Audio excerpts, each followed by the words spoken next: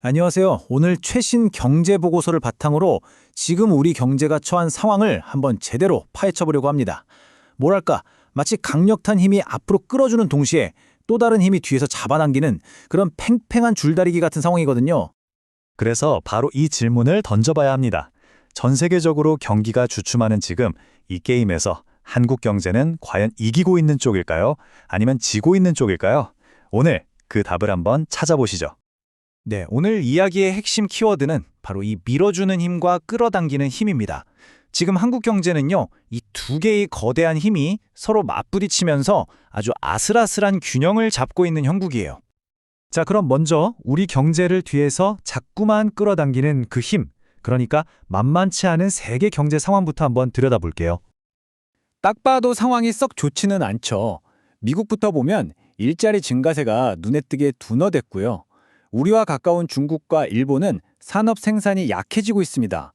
유로존에서는 소비가 줄고 있고요. 이게 바로 지금 한국 경제를 바깥에서부터 끌어당기고 있는 거대한 역풍의 실체라고 할 수 있겠습니다. 그런데 말이죠. 이렇게 바깥바람이 거센데 과연 한국 내부는 어떨까요? 한번 체크해 보겠습니다. 이게 좀 흥미로운 지적인데요. 그렇게 외부 환경이 안 좋은데도 불구하고 7월 기준으로 우리나라 전체 산업 생산은 0.3% 늘면서 두 달 연속 증가세를 이어갔습니다. 내부적으로는 버텨내는 힘이 있다는 신호로 볼 수 있겠죠. 고용시장에서도 비슷한 흐름이 보여요. 8월 한 달 동안 작년 같은 달보다 16만 6천 개의 일자리가 더 생겼습니다. 이게 아주 큰 숫자는 아니지만 그래도 우리 경제의 기초 체력이 아직은 괜찮다는 꽤 긍정적인 신호로 해석할 수 있습니다. 그리고 8월 경제 지표에서 가장 눈에 띄는 어쩌면 가장 놀라운 소식은 바로 무역 수지였습니다. 도대체 어떻게 이런 결과가 나왔을까요? 8월 한 달에만 무려 65억 달러 흑자라니 정말 엄청난 숫자죠? 이 인상적인 결과 뒤에는 사실 아주 간단한 계산법이 숨어 있습니다. 그러니까 핵심은 이거예요. 흑자 공식 생각보다 간단합니다.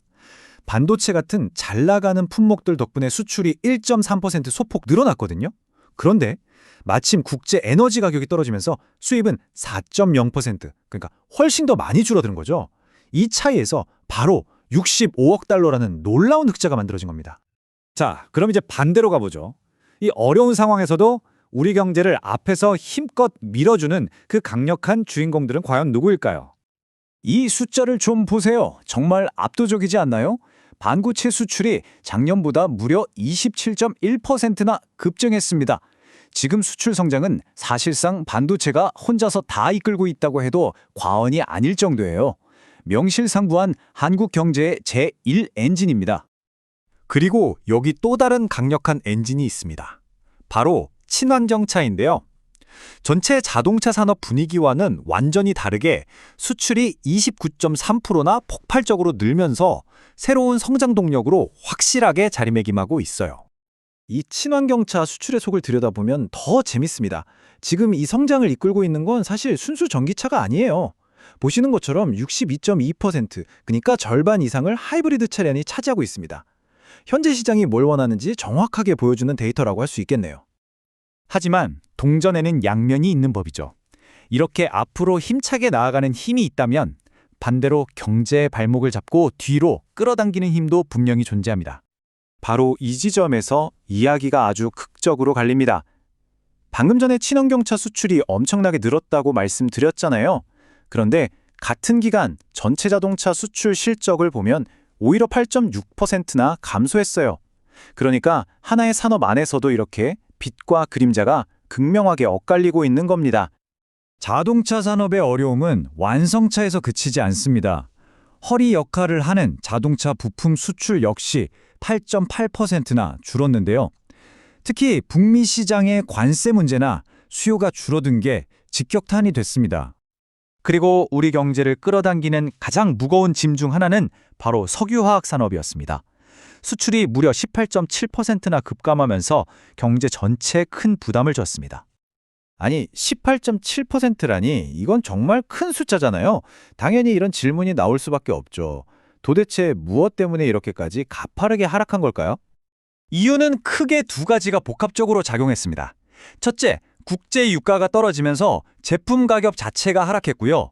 둘째, 설상가상으로 전 세계적으로 공급은 넘쳐나는데 수요는 약해진 이른바 이중고를 겪게 된 겁니다.